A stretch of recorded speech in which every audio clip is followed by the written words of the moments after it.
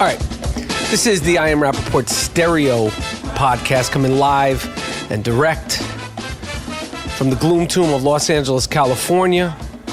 It's going to be a fantastic episode yet again. Today we are going to get an interview with, I think, one of the biggest I Am Rapaport stereo podcast fans. A guy I haven't met, but I've texted with. I'm looking forward to talking to him. My man Chino from the group the Deftones. I know you're probably being like, yo, Mike Rapp, what the fuck do you know about the Deftones? And I'm going to be honest, not much. Okay, I've done my research. Obviously, I've heard of the Deftones. Humongous rock group that's been rocking since the 90s. Still touring, still killing it. And the lead singer, Chino, who's from L.A., I've heard that he was a fan of the I Am Rapaport stereo podcast. We have some mutual friends.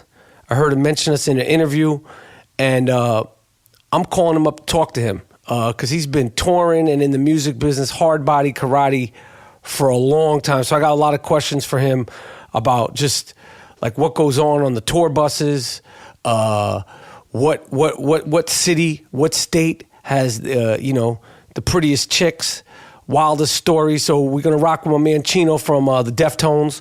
I'll be honest, I did my first fantasy football real draft. I've been talking about my mock drafts. I did my first real draft, and it went well. It wasn't the perfect draft that I dream of, that I think about, that I crave accomplishing.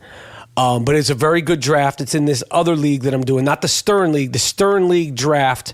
And the details of this draft I will reveal in the next episode. I cannot give, I call it my music industry league. That's the one I just did. I'll tell you who's in it. A couple of people you know. Yankees pitcher, CC Sabathia.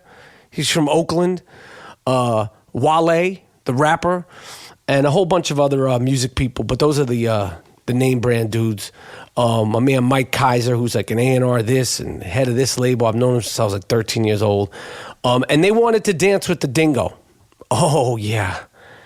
And now they're dancing. They're fucking dancing.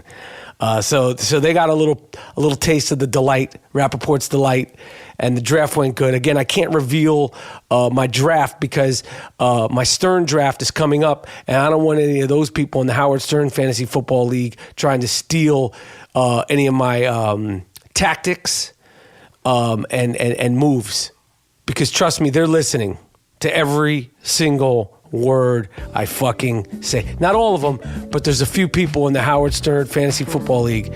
They're watching, they're listening, and they're looming, okay? But you can't stop me, you fuck you, okay? You can't stop the bum rush. It's the I Am Rapaport stereo podcast. We're going to get into it right now. All right, so I reluctantly watched the Video Music Awards, the MTV Video Music Awards, and a couple of things occurred to me during that show.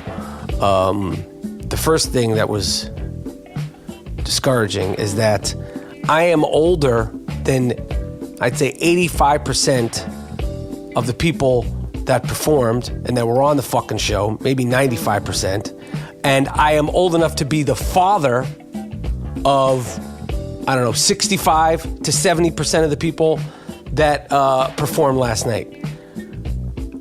It freaked me out. It freaked me the fuck out that I realized that these could be my children. They're young enough for me to have fathered these people. Ariana Grande, namefully her, I don't know, she's like 17, 16, 20, I don't know how old she is. There's a bunch of them. A lot of them I don't even know their names. They're just, I like Ariana Grande, for whatever it's worth. But the majority of them, I don't even know who they are. It was really, really concerning to me. When you get to that point where you're like people in the NBA, that could be your son. Like I could be Kyrie Irving's father. Now you're probably saying, well, no. How could you? Yeah, I could be. Blake Griffin is young enough to be my fucking son. That could be my son, illegitimately. Who knows? Okay? No one's done a DNA test. No one's checked to see if Blake Griffin wasn't my son. And I'm not saying he is my son. But technically, he could be my son. These are things that you start to deal with when you're 46 years old. Yet and still, I watch these awards and I'm like, this is a shit show. I feel bad for the people that this is all they could reference. The music is busted. It's broken.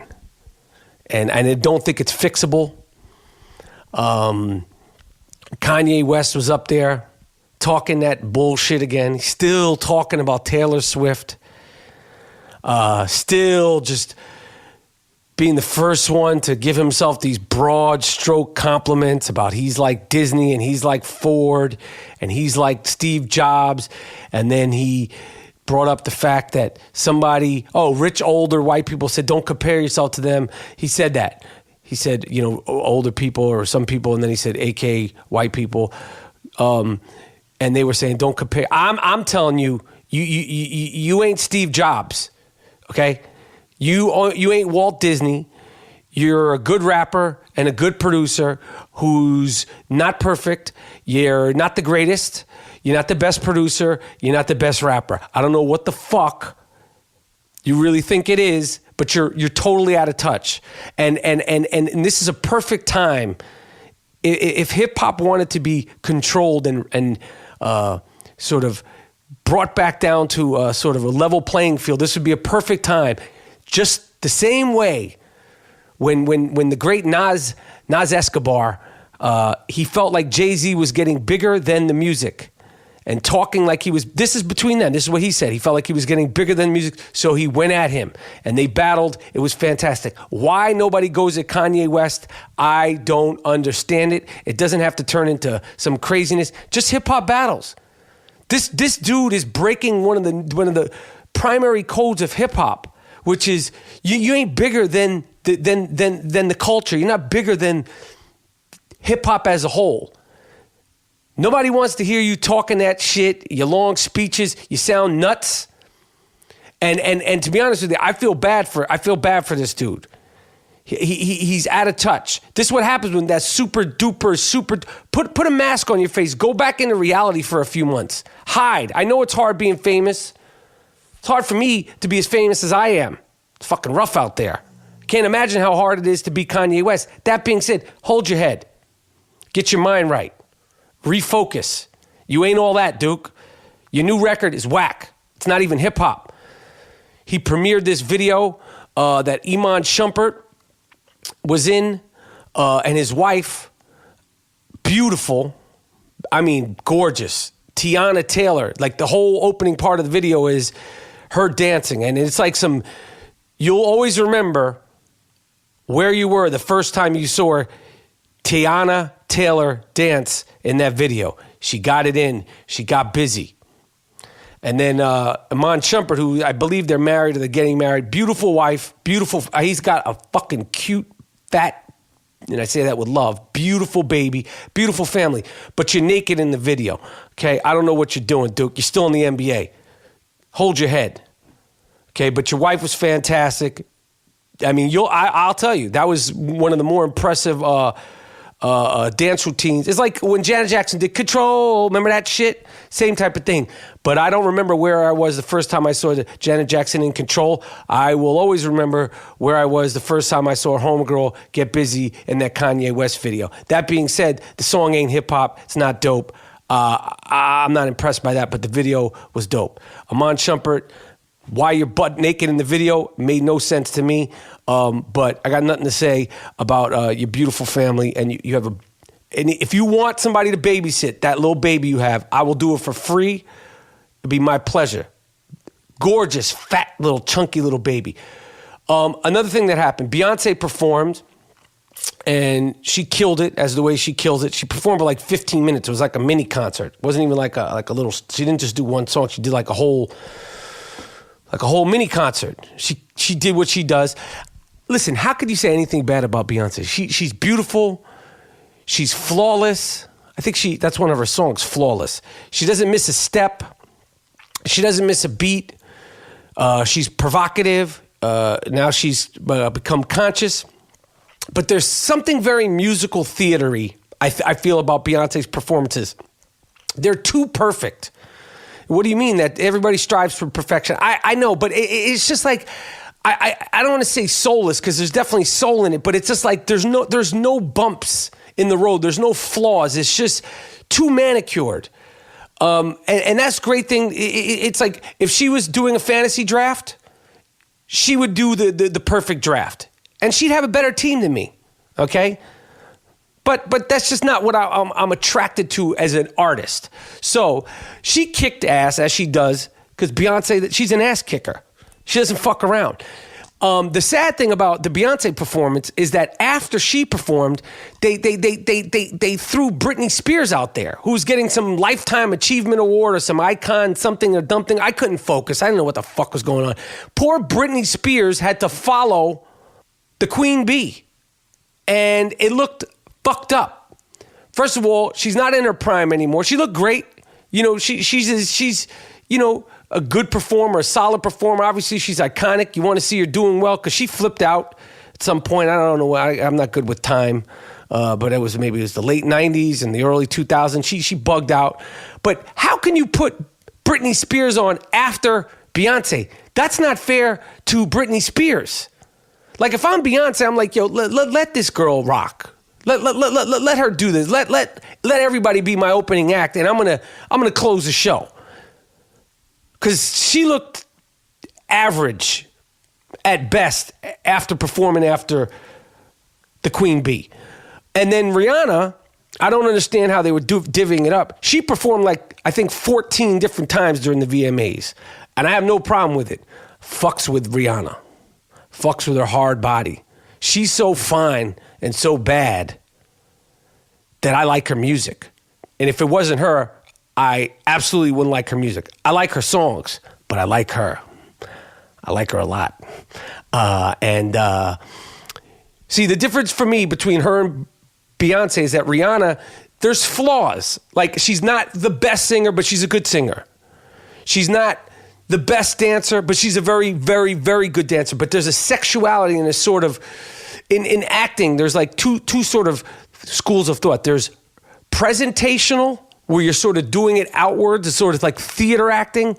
And it's great. You know, it's fantastic. And then there's a representational acting.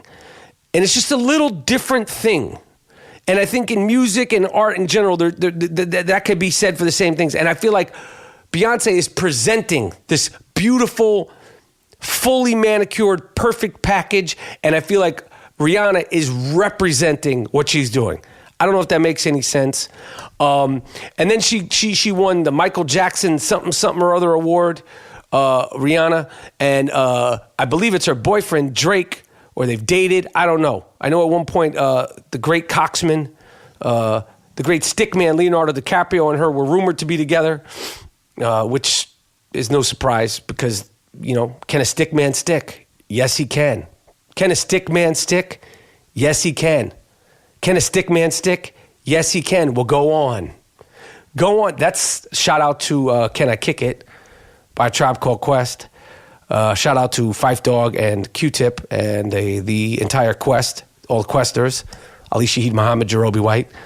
I'm going to get to Can a Stickman Stick and Usain Bolt next, right after this, if I can remember, because this is the I Am Rapaport Stereo Podcast. If you've never listened before, we do not fact check anything. But while Drake was presenting Rhianna with her award, he bugged out. He said that he was in love with Rhianna since he was 22, and he was up there playing himself. That's what we'd call it. Like, yo, either ask her to marry you, wife her up, or hold your head. She ain't trying to do all that. She's trying to accept her award, and you over there blushing. Like, you fanning out, Duke. Hold your head. Get your mind right. It's the VMAs. She didn't ask you to do all that fly shit at the VMAs. You're up there telling your personal feelings and all that. Trying to kiss her on the mouth. She gave you the cheek. Okay? We're not doing PDAs up here at the VMAs. Okay? You get the cheek, Duke. You know, or get on your hands and knees and ask her to marry you. Because all this other shit, you're making me uncomfortable, my man. Like, who do you love? You love Aaliyah? Your name dropping Taraji? And then you're saying you were in love with Rhianna and you're blushing on stage during the VMAs? Hold your head. Get your mind right. And that was my assessment of the VMAs. It all sounded like fucking noise about 2 hours into it. It sounded like chaos and noise to me. It was just all over the place. They don't even have a single host. They have like 9 people hosting it. They had those 2 dudes. I like them, fuck, it's not Keenan and Kel. God damn it. Shit. I can't remember these dudes' name. They're funny, man. This is gonna the I Am Rapaport Stereo podcast, we don't fact check. And then we have my man Jay Farrow, he was one of the hosts. And then they had some other chick, and then they had DJ Khaled, whose tagline is "We the best," and my tagline is "At what? What are you the best at?" That's my tagline. DJ Khaled did a good job. He's the guy who goes, "We the best," and then my tagline every time he says that is "At what?" So last week I posed a question: can a stickman stick in this day and age? And this was brought up because of Usain Bolt. He was put on Snapchat after he spent the night with a lady in Brazil. And she put him on Snapchat. She says she didn't know who he was. You know who he is now. And if you don't know who he is, and he's just a guy you hook up with, why are you taking all the pictures? Come on. You knew who he was. What the fuck is wrong with you? Are you just freaking off with just anybody? I mean, shit. If you don't know he's a gold medal winner, why he ain't all that? What are you doing? And I was saying, you know, some Daily News reporter, I can't remember his name. He had said, you know, and he kind of blew him up. He blew him up. He was like, Usain Bolt, and he's supposedly in a relationship with a girlfriend, and blah, blah, blah. And the question was, can a stick man stick? Well, it turns out, yes, he can. Because a few nights later, Usain Bolt was continuing his post-Olympic world tour, and he was in London, and he left the nightclub with 7 chicks. Can a stick man stick? Yes, he fucking can. That's what I expect to see from a gold medal winner. A dude that's won 9 or 10 gold medals in the last 3 Olympics, you're supposed to leave the club in London with 6 or 7 bad-ass chicks, especially if you're not married. Do your thing. Do your thing. That is a monumental stickman moment. Keep going like that, and you might make the top 30 2016 list of greatest stickmen of all time. That will be coming out at the end of the year. Top 30 greatest stickmen of all time. See, I Am Rapaport Stereo podcast. We're doing it big time. I'm about to call my man Chino from the Deftones. I'm calling my man G Monetti, G Moody. They're calling us now the EPMD of podcasting, me and Mr. Moody. He's in the Bronx.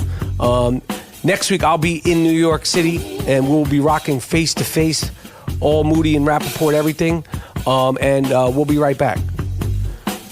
Just so you know, Friday, October 14th, the I Am Rapaport Stereo Podcast World Tour continues October 14th in Las Vegas. Whatever happens in Vegas, stays in Vegas.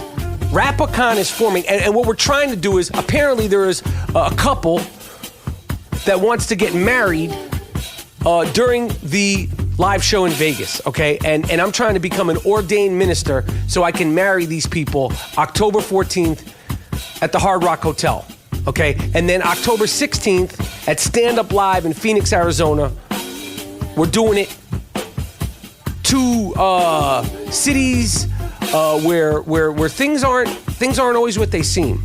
I'm not a big Vegas fan, but I'm going to be all in for the 14th. We'll be there the 14th and the 15th, cooling out. And then we are going to be in Phoenix, Arizona the 16th. If you want to get tickets for the live show, go to www.iamrapaporttour.com. The information on Rapacon is going to be on Twitter and on the site. I seriously hope this couple decides to get married on October 14th. I know Mr. Morris, the Secretary of Defense of the I Am Rapaport Stereo Podcast, is working on this. I will be totally down to become ordained and marry these people. I have no idea what it takes, but I'm about that life. The I Am Rapaport Stereo Podcast is sponsored by Casper Mattress. Casper is an award-winning mattress. 2015, it was given one of the best inventions of the entire year. If you're looking to get a mattress, trust me, the only place to go is Casper. Casper Mattress. You could try the mattress for 100 nights risk-free in your home. If you don't love it, they'll pick it up and refund you everything. It's made in America. Buying a Casper mattress is completely risk-free. A king-size mattress is just $950, okay?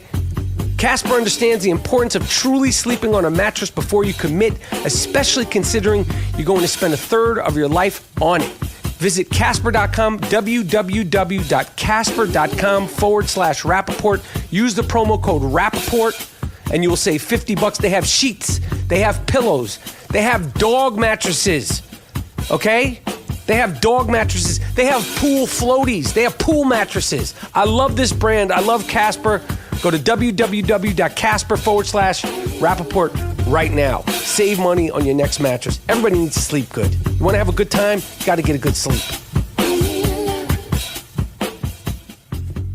Introducing Play.it, a podcast network like no other. From award-winning news programming and #1 sports brands to entertainment and business leaders. Welcome! We're gonna make you laugh. We're gonna make you think. The biggest stories in entertainment. What's happening in business today? Relationships, dating, pop culture, celebrity. Give you that news and information. The biggest names in sports. Play.it is delivering storytelling at its best. Want to see something entertaining? Tune in. Hear what you've been missing at Play.it.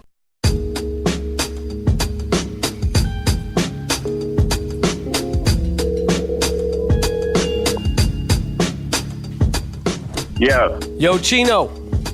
What's up, Mike? How you doing, man? Great. How are you? Hey, so where are you, man? You guys are on tour right now? Yeah. We're about to end the tour. We got like 3 more dates, but we started on the east, and then we're on the west in San Diego tonight, and that's it. We got like 3 more shows. We got Vegas and Phoenix and Denver, and then I get to go home for a little bit. And how has this tour been? It's been good, man. It's we've been doing this shit for fucking 25, 30 years almost, man. Damn. So it's like, at our age group, it's like we still hold it down. You know what I mean? We do what we do, and we still have fun. That's the main thing, you know. So what is touring like now? I imagine some of the people in the band have kids and are married. Like, what is touring like now compared to when you were young, dumb, and trying to get some? Oh, that's just way different. I mean, yes, for sure. I mean, it was wild back in the days. We basically, we did, where live like there's no tomorrow, basically. Like, in our 20s, and it was wild. It was definitely wild. It's chilled out a lot, but it's still fun as hell. I mean, like, it isn't. It's just different ways of getting your jollies. You know what I'm saying? It's right. Like, we still a couple of us, we still have nice craft beers, and we still enjoy ourselves. We're not like, it's not like we're straight edge and we just like deny fun at any cost. We still have a lot of fun, but it's just mellowed out a little bit. Like, we go to bed at a decent hour. We drink copious amounts of water, and understand that we have a show the next day. So right. We try to live that way. So, but when you guys were rocking, when you first started, like, what's one of your first moments where you're like, holy shit, like I'm a rock and roller, I'm in a rock group, like we're doing it, like I'm like my dreams are like happening. Like when do you remember like one of the first times where you were like, I can't believe this shit is happening? Well, I mean, as far as the shows go, like I was hyped just playing, because we started in the garage, so like once we left the garage, we spent like almost, I want to say like a year and a half in the garage before we even played in front of anybody. And our first show was like a barbecue, like playing in front of our homies. So like it wasn't like at that point I thought we made it. You know what I mean? I was like, wow, we played in front of people, and it was dope. But when we did see, Madonna signed us, so that was bugged out for me because like we were just like from Sacramento. We didn't really, we didn't really travel out from the city much. We went to like San Francisco and like Berkeley and like the Bay Area a little bit, Reno, Nevada. Like that was as far as we ever went.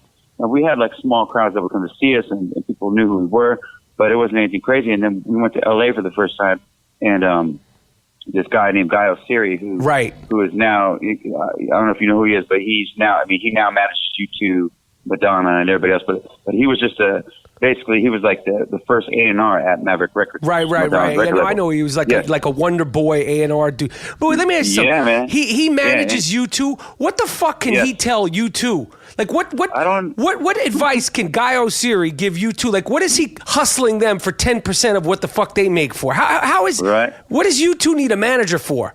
I don't know. I think he might have gotten some trouble too when he decided he was going to put their music on everybody's iTunes without them knowing too. Like after that, like maybe they questioned that shit. But he's also like he's in Uber and shit. He started Uber and Spotify. Like he's in the game. Like he's plugged in. Yeah. Yes. But he's my man.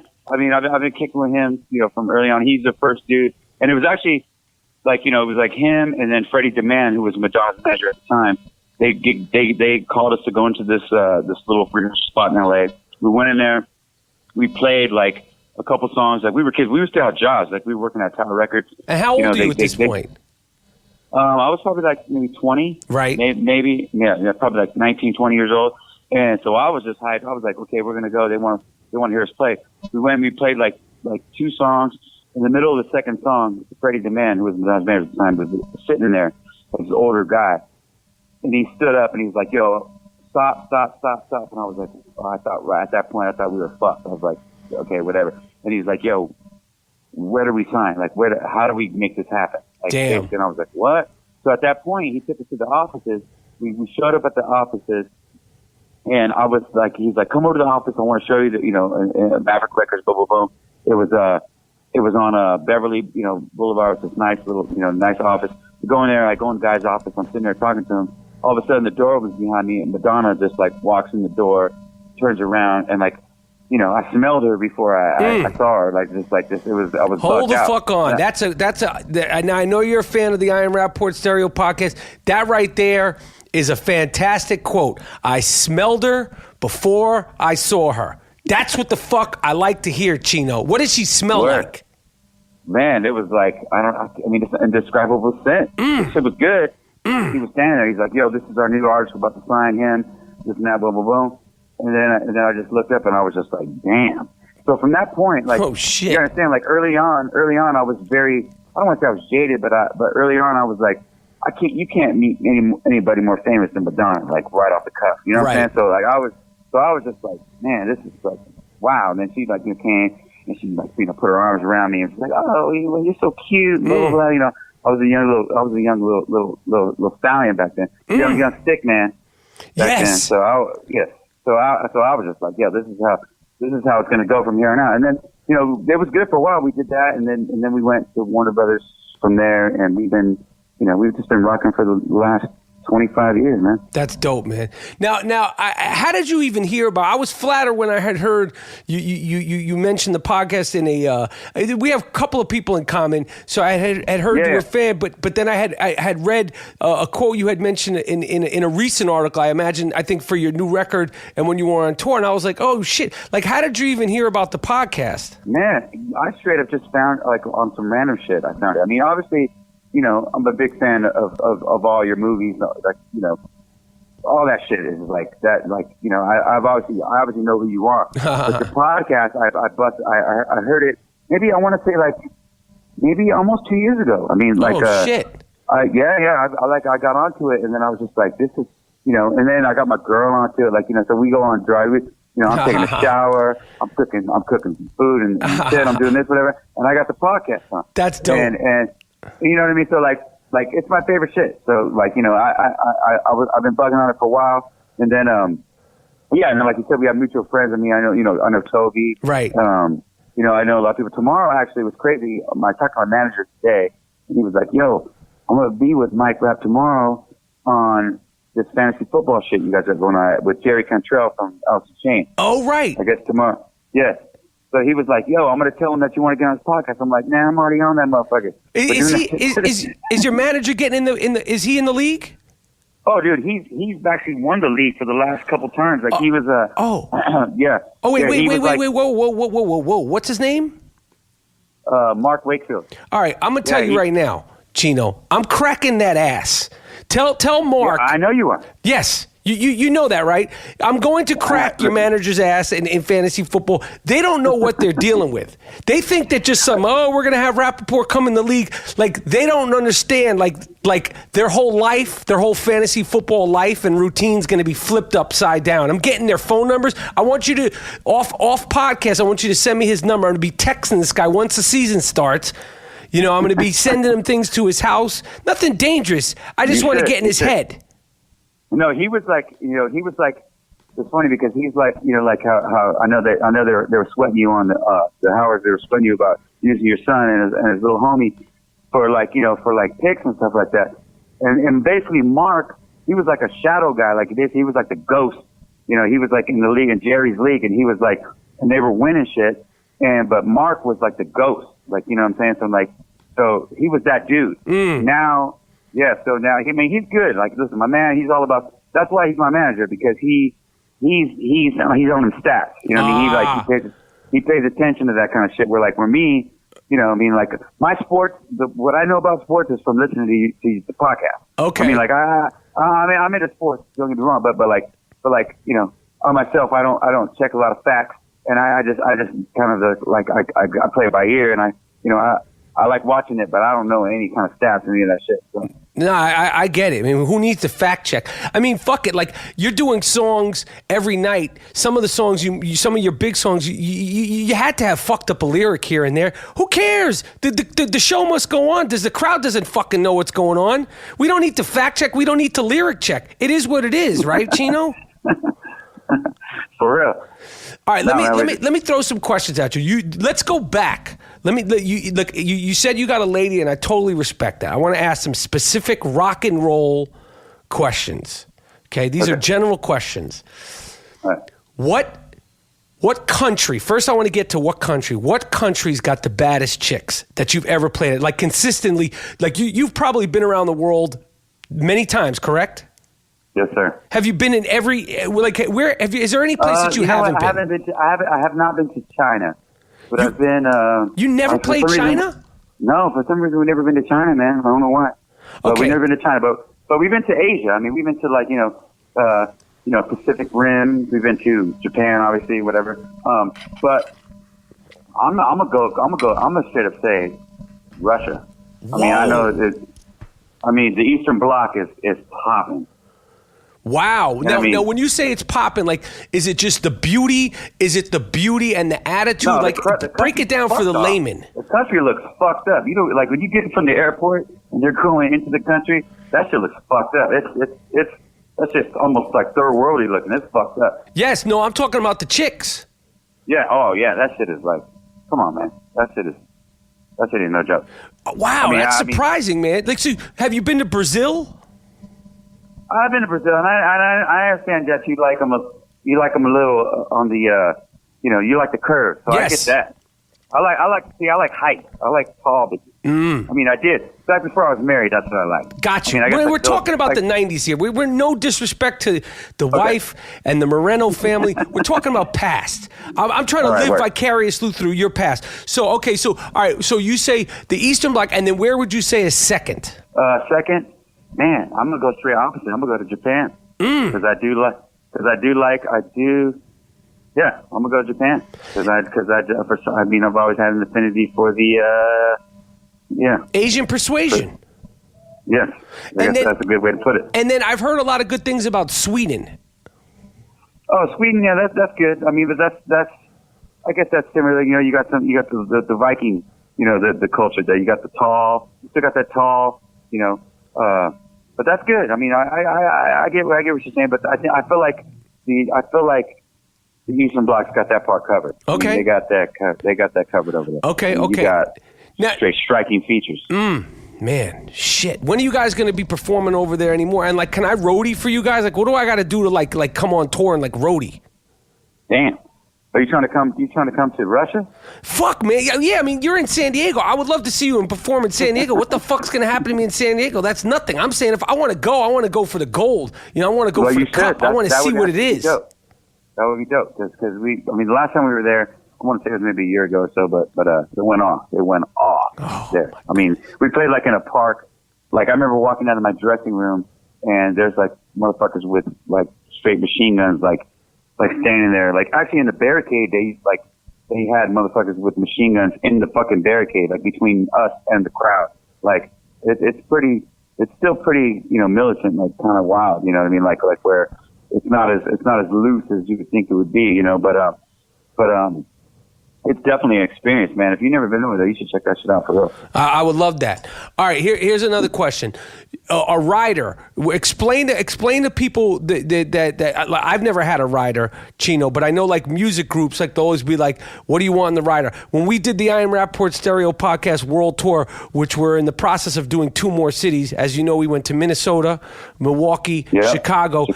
Yes, and we got Vegas and Phoenix. The next 2 legs on the World Tour. When are you going to Vegas and Phoenix? That's my next 2 dates. I'm going to Vegas after this and Phoenix after that. We're not going till October. We're not going till October. It's the 14th. We take over all of Vegas, and then the 16th we take over all of Phoenix, Arizona. What's your favorite Deftones song to perform? Man, that's a good question. I mean, today. I mean, obviously, right now we're playing. You know, we're touring on a new record, but I think the new songs are obviously, you know, because they're new. So right. So we like to, you know, sprinkle them in here and there. But there's some staples, man. There's like songs like I guess a song called "My Own Summer," which is off our second record. Which is like it just goes off. It's like we can't play a show without playing that song because when we play it, it just goes off. It just sets it up. All right, and then. For me, like I have no stake in the music business, but I resent the fact that little shit, what's it, the Napster guy, Sean, whatever the fuck his name, Sean Fanning. Oh, yeah. I resent that little cocksucker because I feel like he single-handedly fucked the music business up with the music stealing and the music sharing and all that stuff. So how has the music business changed business-wise, the actual business? Okay. You know, like the fact that like selling records is like if you sell 1 million records now, it's so rare and like you got it's crazy and you got guys like Drake destroying Elvis's records and they should be asterisked. Like when you have like Ariana Grande breaking Michael Jackson's records or Drake breaking so and so's records, it should be an asterisk like some Sammy Sosa, Barry Bonds shit. Like it's not the same business anymore. Like so what? Your shit was on the charts for 27 weeks. It's not the same world. So how does it change? And is part of you like afraid that we're gonna have to tour to make the real money until we're fucking 97? No, I mean that's not nothing I'm afraid of. That's actually reality. That is it. I mean, you know, that shit happened. You know, it's hard for me to like sit there and just blame it on one person because if whatever that kid's name is from Napster, I call him Justin Timberlake. Justin Timberlake. Yeah, but if it wasn't, but I guess I got you. No, listen, I got you. And if it wasn't him, the shit would have happened. I mean, like technology is what it is. So you know, it happened, and it's crazy because we put our first record out in 1995. So, but the shit was different back then, and like motherfuckers were selling, you know, like millions of records. I mean, like we sold like our biggest record was in 2000, and it's like, you know, double platinum, whatever, which is, you know, whatever. But like, ain't no one selling double platinum right now, right? You know what I mean? Maybe Taylor Swift might be doing that shit. I don't know, somebody might be doing that shit, but like people were selling like 10 million records back then. So it's crazy. So like you said, it's not like you can't just put out music and on the artistic part of it and on just the album itself and the you know, and make a living off that. There's no way. You got to go on tour, and that's what we've been doing. But see, luckily for us, we've been doing that shit since the beginning. We've been like we've made ourselves a worldwide phenomenon early on, touring the fucking world. Like we went out and like our management at the time, which they were really smart. Like early on, they were like, yo, you got to go to Europe. You know, in my 20s, I was like, well, like I didn't give a shit. I was like, cool, like whatever, and like we would play every little shit town, and you know, in the UK, and like, you know, in Germany, and all these places, whatever, and like, you know, like, and even as a kid, I was like, you know, it's cool that I'm out here in the world, but like, I don't want to fucking be there, but like, right. But we did it, and we killed it.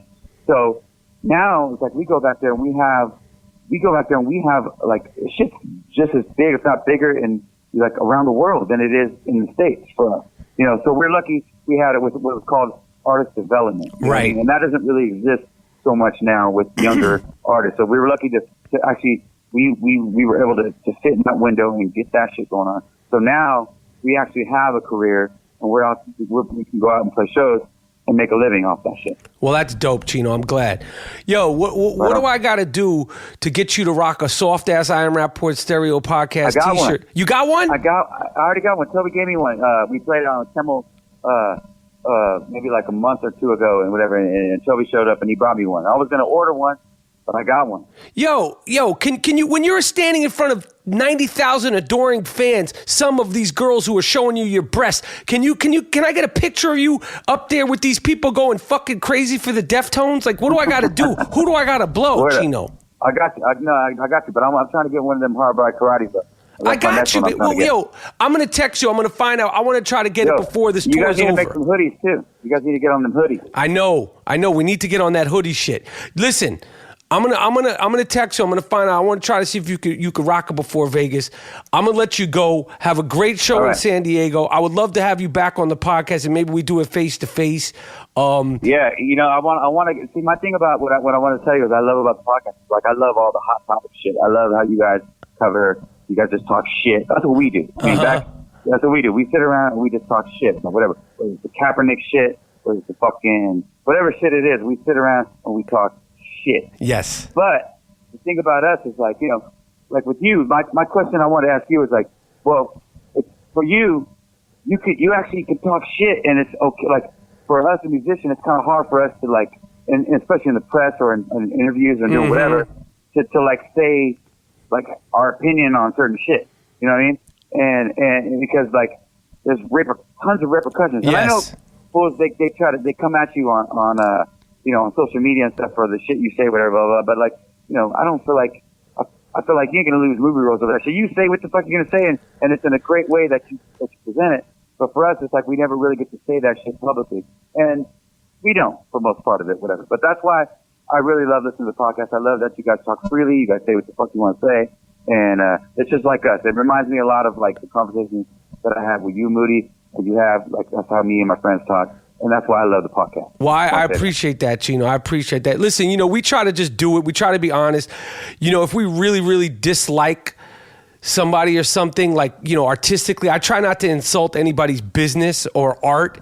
Of course. You know, because as much as I might not like the artist, or I might think it's whack, I never want to try to. It's subjective. You know what I mean? I get that part. Yeah. So I feel like most of what we do is in good fun. Obviously, when we're talking about the sick fuck of the weeks, they get no sympathy, and the no good judges, they get no sympathy. But in general, it's all lighthearted, and even the people whose balls we break, like, you know, earlier in this episode, you know, we're talking about Kanye. You know, obviously I respect Kanye West and all these people. You know, sometimes I just feel like it's all in good fun, man. We just like to have a good time, entertain the people, and you know, we try to be the people's podcast. So, you know, I appreciate the support. I would love to do it face to face. I'm gonna text you, try to get you one of these hard body karate T-shirts before the end of the tour, and I can't wait to you know, to do it again with you, Chino. I appreciate you coming on the show, man.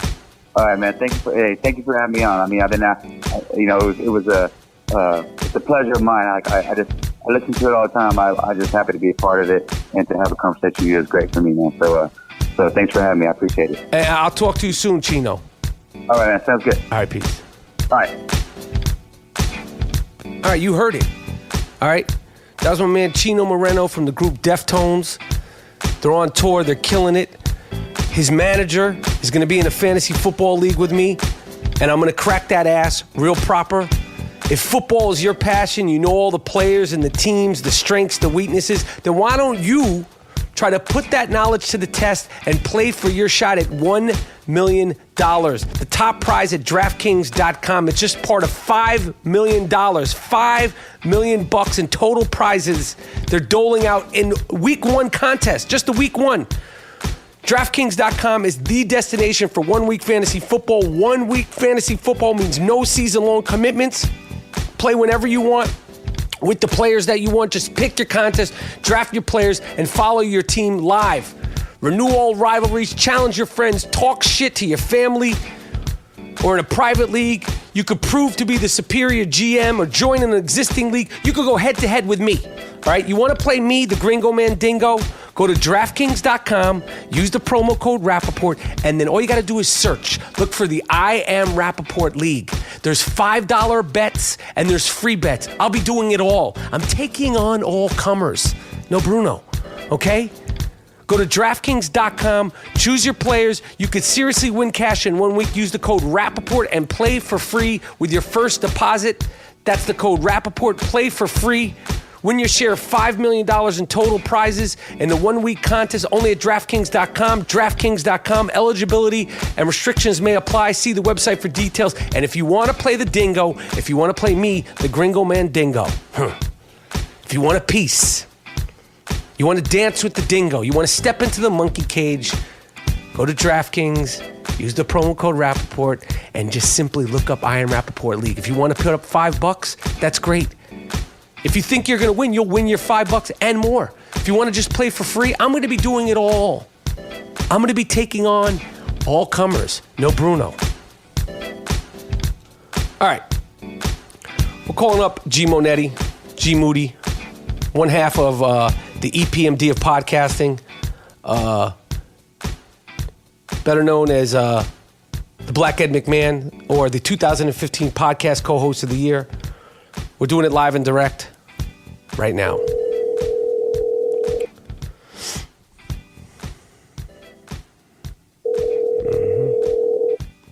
What's up, man? Hey, G Monetti. What's the deal, bro? I was just talking to my man Chino Moreno from the group The Deftones. He's a big fan of the I Am Rapaport Stereo podcast. He was a little bit disappointed that G Moody, a.k.a. Fun Loving, a.k.a. half of the EPMD of podcasting, wasn't on the phone call, but this is a good dude, a real fan, and it was a pleasure to talk to him. Now we get to business with Mr. Monetti, Mr. Moody. Yes, absolutely. What's really good, Mr. Moody? Just chilling out, man. Taking in the scene, enjoying the good weather, and watching the political landscape unfold. What's been floating your boat lately?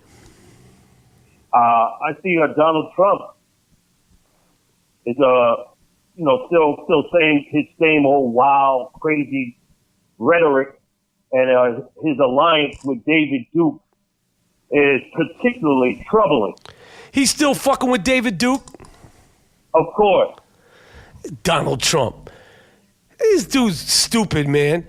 He fucking with David Duke, and then the fact that he fucks with David Duke or doesn't just completely disassociate anything to do with David Duke, the people that are all like supporting this dude, they should be embarrassed. They should be ashamed of themselves. Yeah, they should be crazy. ashamed of themselves. What about your boy Rudy Giuliani? To talk to the people that aren't from New York City about sort of what Rudy Giuliani used to mean to New York, and that how he's embarrassing the fact. I'm embarrassed that he ran New York City. The way he talks now, he sounds like he's got some sort of racial Parkinson's disease. Yeah. I mean, it's evident. This guy said, we had no terrorist attack until we got Obama, but he forgot 9/11, and how could you forget 9/11? Yeah, what are you talking about? Like you're that focused on sort of like you had no terrorist attacks except 9/11. What are you talking? You sound dumb. Did you hear what he said about Beyoncé last night? No, I didn't hear that. He said her performance was a shame. I've saved more black lives than any of those people on the stage. and just totally disparaged Beyonce and her performance. And he said, her dancers were circling around one by one, and there were lights underneath them, and that's supposed to symbolize cops killing black individuals, and it's a shame. And I've saved more black lives than all the people on that stage. That's what this guy. What's wrong with this guy? All right, we got to dismiss him as a senior citizen. He's a senior senile citizen. So what he says is laughable. So you shouldn't dignify that with any kind of response because it's laughable. What do you think about this? We haven't spoken in the last couple of days, so we're going raw dog without a bag here on the I Am Rapaport Stereo podcast. Colin Kaepernick, San Francisco 49ers quarterback who led the San Francisco 49ers to a Super Bowl, I believe it was going into 3 seasons ago. Right. The other day now he's fighting for a starting job on the San Francisco 49ers, which is a key thing. The other day during a preseason game, Colin Kaepernick, who I want to see him do well, and I've always liked him, and I like his story. He sort of came out of nowhere. He was adopted. He had a rough childhood, and it was sort of like a Cinderella football story. But the other day, and he struggled in the NFL on the field since then. But the other day during a preseason game, he sat down during the national anthem, and then he was asked why, and he said, it's bigger than football. It'd be selfish on my part to look the other way. I'm a biracial man, adopted by a white couple, but there's bodies in the street and people getting paid, people getting paid leave and getting away with murder. So he's basically protesting the violence that is going on in the country. Here's my two things that's concerned me about this. Number one, Colin Kaepernick, why don't you wait till the regular season to do this? Why don't you do it on opening day? If you really want to make a stand, if you really want to do something to get attention, why are you doing this shit on a Friday night preseason game? Number one. Number two, I'm starting to feel like people are protesting is becoming a trend. Like there's a dude on the Philadelphia Eagles who a rookie who earlier today, the day of this podcast, his name is Mike Tavares. Okay. After the Kaepernick, protested, this rookie said, "I'm going to sit down during the national anthem," and then a few hours later, this weak, dumb motherfucker said, "I thought about it. Believe me, I definitely thought about it. But I've decided not to sit down during the national anthem." What the fuck are you doing, man? I think it's becoming like almost trendy to protest. I know everybody's intentions are good. But I'm feeling like it's like almost like wearing skinny jeans. Like, I'm a protest. And it's like sort of like to sort of put yourself on a stand as opposed to, really doing something that is taken seriously. And I think that if everybody starts doing these things and I'm going to do it and I'm not going to do it, it sort of loses its validity. Does that make sense to you? Yes, man. So what do you think about Kaepernick? I want to hear your thoughts on the whole Kaepernick thing, the good, the bad, and the moody. I got him. He has a lot of balls, man. He has a lot of balls to do this because there's a lot at stake for him. So for him to forego that and just come out, right, and do that, that's his feeling, and I think it isn't a shot at the veterans, because no one would take a shot at the veterans. It's about Kaepernick holding America to a higher standard. That's what in my opinion, that's what I think he's trying to do. It's not about not supporting America and stuff like that. It's like kind of what do they say? It's like hypocrisy for him to stand up in his mind. Right.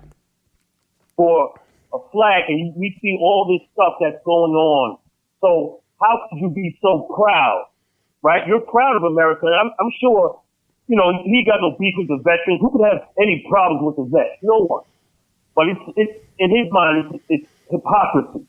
But where does it go from here? Do you never stand up during the games? Do you like where does it go?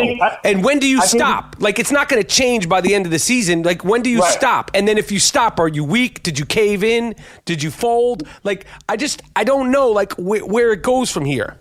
I think the purpose was this is trying to draw more attention to that whole thing. Because it's going to draw more attention and shine more light on the problem. I think that's what he tried to do, because there's not much he can do. Right? I think it's just to let people know, yo, I'm not really down with all this shit. You know, this is not good. Maybe we need to do something, and this is what he did, man. So he has balls now. He got to be prepared for the consequence. Right. And I'm sure that he had went through it in his mind. You know, that endorsements are gone. You may not play in the NFL again. What team's going to take you, right? But there'll be confliction with their fan base. No, I hear you. I think it's a tricky thing. I'm just getting concerned that it's like, I know everybody, like I said, everybody's intentions are good, but I just don't want this to be like a trend as opposed to something that's really, I don't know, that's planned out. Everybody wants to do good, and everybody's upset about the unnecessary killings, and just to make it clear, I 150% support and have compassion and respect for all the military, all the police officers, all the firemen. They're busting their asses. Even the shitty ones, their intentions are never bad. Although they've done a few, far less than all the great, brave people. Things have been done that are unacceptable and unforgivable.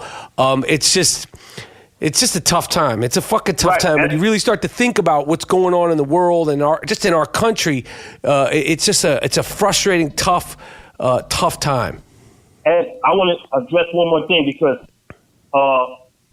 someone said, I think Stephen A. Smith said he should address black crime, right? Black on black crime. I want to address that. So, when Italian cats were rubbing out other Italian cats, that wasn't called white on white crime. Crime is fueled by opportunity and proximity. If the black people are more likely to be victimized by other black people, it's because we live in the same neighborhood. It's all fueled by opportunity and proximity. Mm-hmm. It's no black on black crime, like black people are specifically going after black people. You tend to live with your own people. And of course, there's going to be crime, and the perpetrator is going to be black. The perpetrator is going to be the victim is going to be black. That's what it is. We live in the same neighborhood. I hear you, Monetti. You're right. You brought up politics earlier. My man Anthony Weiner. He's a wild dude, a wild cowboy. Those of you who have no idea who Anthony Weiner is, he's a New York City, politician.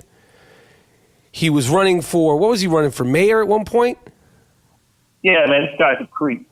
And he got caught for sending pictures of his loaf, and then fucked his whole business up. I actually just watched the documentary about him called, strangely enough, Weiner. I thought he got help, fixed himself. But my man right now, he did it again. His wife, I can't even pronounce her name, Huma. She's actually a political campaign aide to Hillary Clinton. She said she's leaving my man because my man is out there sending dick pics again. And I said it once, and I said it again, Weiner. Pics and dicks, they ain't never gonna mix. Okay, you're a sick fuck. Now, you're not going to get the Sick Fuck of the Week award. You're a sick fuck on just like, yo, hold your head, Duke. Like, what are you doing, my man? You still sending dick pics? You have a problem, bro. And why you keep getting caught after all you've went through? Like, you haven't figured out a way if you're going to send a dick pic to not get caught. But why are you even sending dick pics anyway? What's wrong with you, man? And he's sending dick pics with his seed in the picture. Wait a minute. His kid was in the background? Yeah, they're going to check him for ACS, like Children's Service going to come after him now for that. This fucking guy, man. I didn't even know that. He's bugging. He is. Yo, he's corny, man. He's corny, man. Yeah, I know he's corny. And some people were like, is he a... I want to answer a question because a lot of people on Twitter were like, is this a stickman? Is he a coxman? Is he wild for the night? And I'm going to say this. He's wild for the night, but his fuck style is not buck wild, okay? No. So you do the math on that. I'm not going to break down all the terms and the point system, but he's not a coxman. He's not a stickman. And his fuck style is definitely not buck wild. You don't get any of those terms. Those are things that, like, you have to put in good, clean, hard work for that. He seems like a pervert to me. No shit. He seems like it. He'd probably be the first to tell you he's a fucking perv. What? Yo, you sent me this picture. Yeah. We don't do a lot of baseball talk here at the I Am Rapaport Stereo Podcast, but Carlos Beltran. Oh my God. Last week he had no hair, and then 2 days ago he was playing in the game, and he had his shit shoe polished on. During a hot summer day. I don't know what kind of technique he had. I don't know what kind of product he used, but his shit was spray painted on. He had a full head of spray painted on hair. And I want to tell you, Carlos Beltran, you ain't fooling nobody, Duke. You look like shit, Duke. You look crazy. Yep. Do you actually think that anybody is like, oh shit, Carlos grew his hair back miraculously the next day? Did you actually think you fooled anybody? Your teammates are embarrassed for you. I don't even know. I've never seen you play. I don't care about baseball. I'm embarrassed for you. You're wilding out. What are you doing? Did you see this fucking guy? Insecure motherfuckers, man. How old? If you're not going to have black hair forever, man, Jesus, we expect you to get a little gray in the hair to thin. That's nature. That's what happens. And you had a bald head just a week ago. It was like the Jay-Z line. Shit was all good just a week ago. You looked fine. And now you have like shoe polish hair. Yeah. You're wildin', Duke. Yeah. Yo, check this, man. Larry King, 82 years old. His girl, or his wife, Sean King, who's 56, has been rumored to be stepping out with a strapping youngster. Huh. And I want to tell Larry, this is true. This is what's happening. Your lawyers and everybody telling you from BK, homegirl is young. She's going to be out with the next man. Get it in your head. You were lucky to be with her. Now just hold your head, Duke. Yeah, get your mind right, Duke. Hold your head, Duke. Don't play yourself. But Larry King seems like he might baseball bat money. Like he might chase him down. Like he'll be like, nah, you're not taking my. Like he might come after money. He is a Brooklyn guy. An old school Brooklyn dude. He's one of them, like those Brooklyn Jews that grew up in the projects with no money. Yep. He's not ussy. We got to give a shout out to the great, fantastic, one of a kind Gene Wilder, actor who played. I mean, shit. If he never did anything else, this would have been enough. He played Willy Wonka in the original Willy Wonka and the Chocolate Factory. He was in Blazing Saddles before that. Young Frankenstein. The Richard Pryor movies, Stir Crazy, Silver Streak. And when I was thinking about him as an actor, truly one of a kind. Nobody would even try to mimic Gene Wilder. His look, his cadence, his style, his just, acting is energy, and his energy was totally unique and totally you couldn't try to duplicate it. It was unduplicatable as an actor. One of a kind. And you know, I just, you know, it's a big loss. I came to know him first, as I'm sure a lot of people our age, with the Richard Pryor stuff, Silver Streak, and of course Stir Crazy. These are giant $100 million grossing comedies in the 80s. Wow. And you know, him and Richard Pryor had a bond, and you know, see no evil, hear no evil. Yeah. And you know, I mean, that scene in Stir Crazy, you know, that's right, we bad, while Richard Pryor's trying to hype him up to try to classic. So good. So, you know, we gotta give him an acknowledgement and a shout out to humongous loss. He was just, you know, iconic. I mean, Willy Wonka and the Chocolate Factory, they defamed that movie by trying to redo it and put Johnny Depp in the lead. It was horrendous, unwatchable. Right. You can't even get through it. Don't even waste your time with it. And, you know, his wife was Gilda Radner, the great Gilda Radner, who was, you know, of course, from Saturday Night Live and you know, totally unique comedian back in the 70s and the 80s. So wanted to give a sincere RIP. And then 2016 has been a lot of people have passed. A lot of people have passed. So I wanted to shout out the fantastic, unique, redheaded, one of a kind. Yep, Gene Wilder. This week on Drink Champs, we got the legendary 50 Cent in the building. Get Rich and Die Trying. Is that not your favorite album? It is. It took off so fast. And what did that album sell? 10 million? 13. 13 million. Let's make some noise. I'm mad excited. I can't believe you came. Because you know why? I know you from back in the days. Yeah, he just had to get in my face. Yeah, that's right. By the way, I need you on a record. Drink Champs Radio. Download Drink Champs at Play.it, iTunes, Spotify, and more.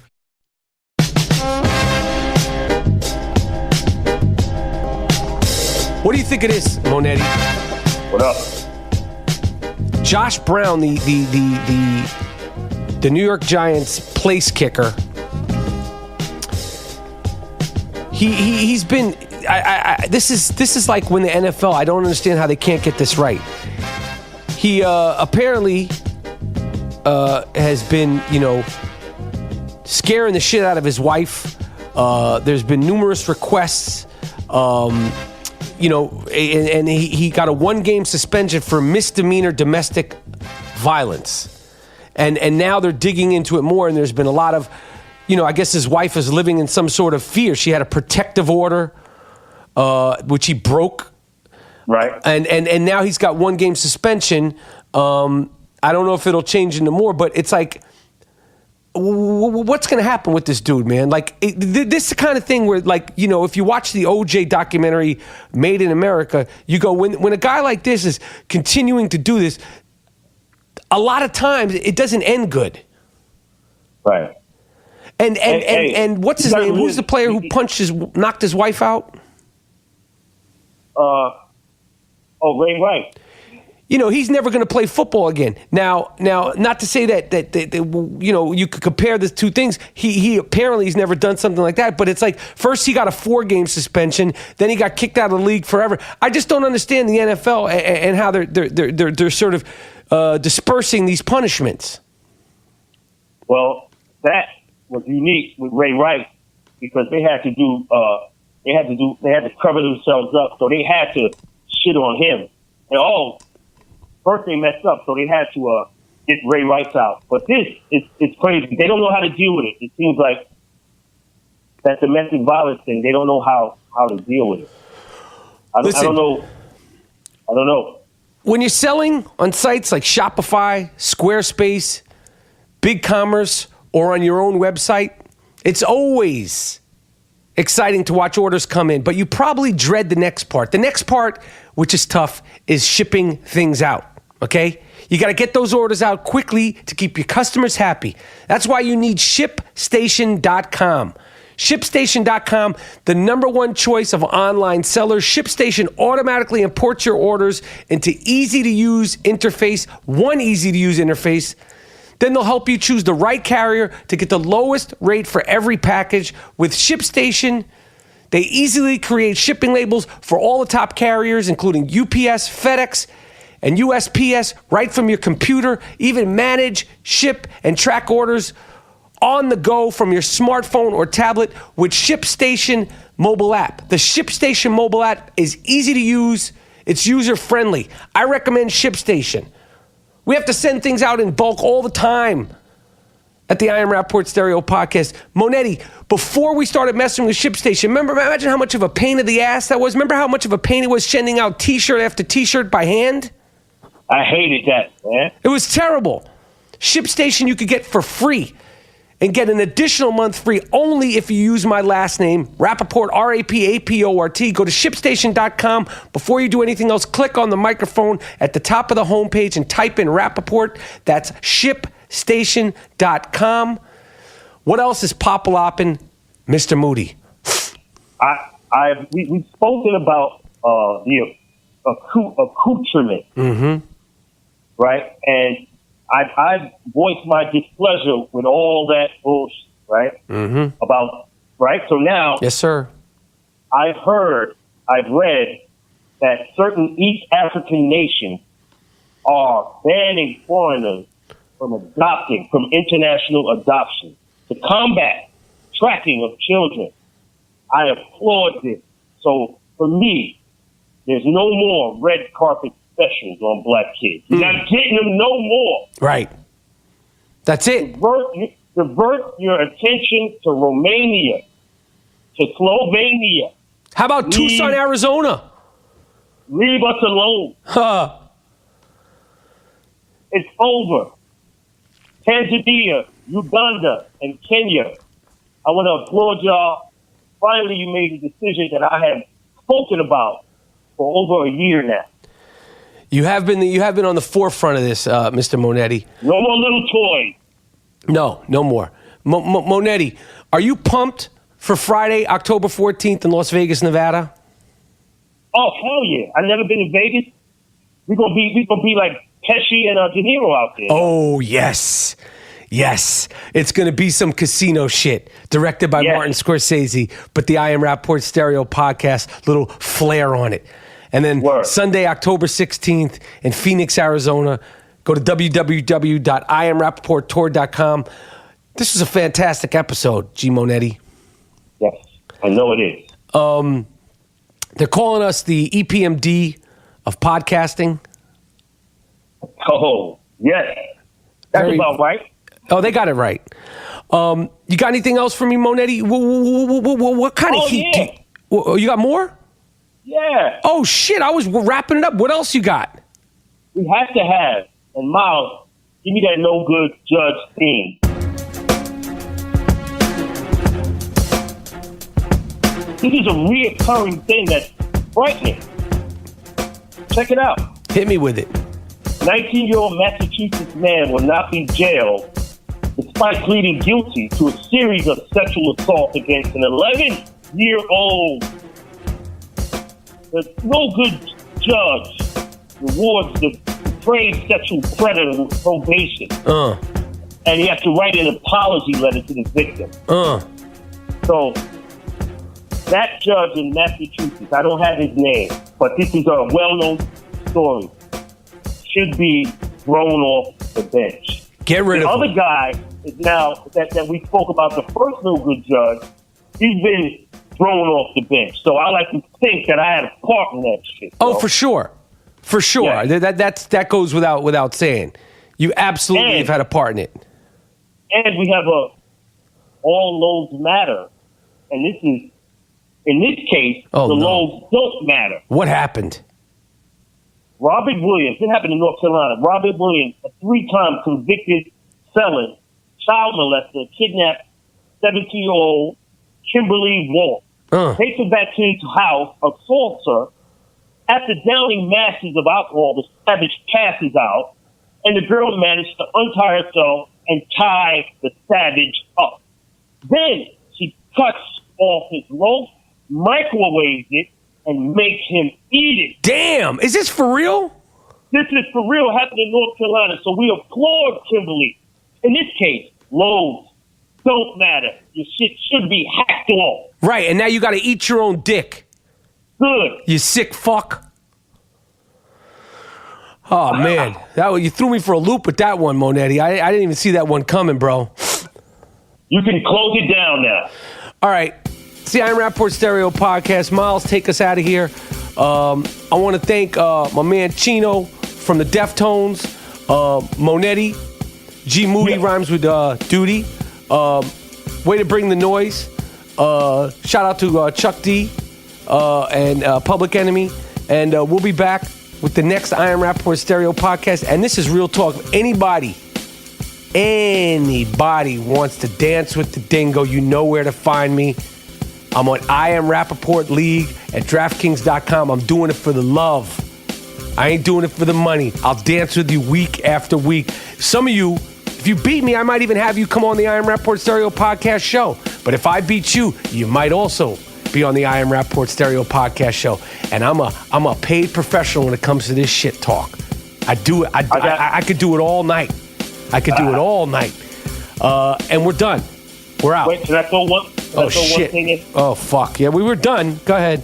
Okay, one thing. Yeah. I want to give a Stickman award, what do they call it, posthumously, whatever, to Frank Gifford. Oh, posthumously. Yeah, to Frank Gifford. I think he's qualified to be a Stickman. Okay, well, we'll run that up the flagpole. I'm working on a list of top 30 Stickmen for 2016, and we'll see if the numbers add up for him.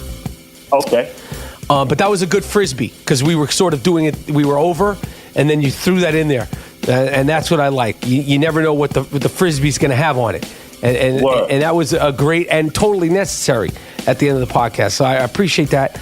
I'll be looking forward to rocking with you face to face in New York next week. And we're done, man. We're out. Peace.